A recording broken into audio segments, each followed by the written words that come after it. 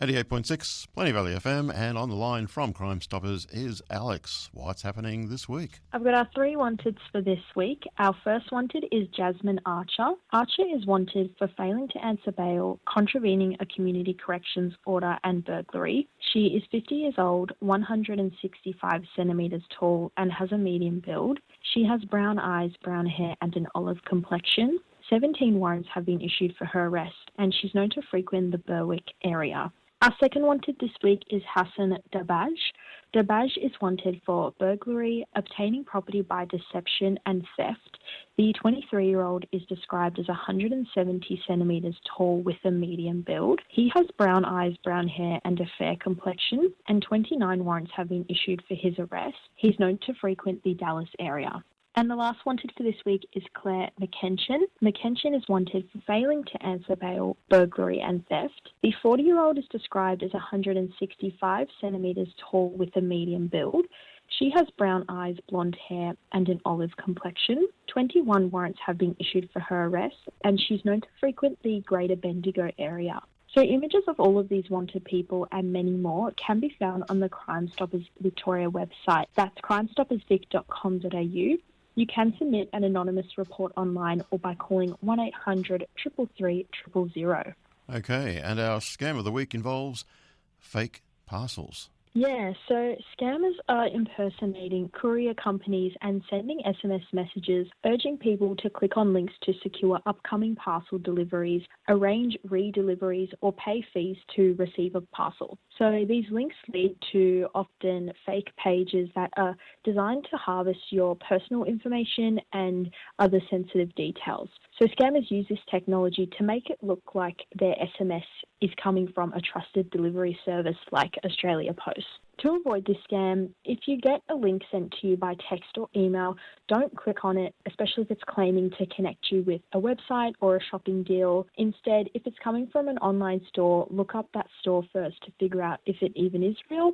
And as well, if you haven't ordered anything online recently, you shouldn't be expecting a parcel anyway, so don't respond to the messages that these scammers are sending and just avoid clicking on any of those links. And if you have been scammed, you can report that to Crime Stoppers. Okay, and we're also talking about safe dating. Yeah, so whether you're swiping on the apps or meeting someone new, dating can be an exciting experience that leads to meaningful connections, but amidst all the excitement, it is still crucial to keep safety in mind. There are a lot of potential benefits to online dating, but there are a lot of risks as well, because online dating requires you to take some chances on people and share personal information about yourself, and this could put your safety, privacy, and security at risk. So just knowing about some of these risks and the warning signs can help you avoid problems. So for online dating, take your time to connect with the person. Don't rush to meet them face to face. Instead, just enjoy getting to know the person and deciding if you do want to meet them in real life.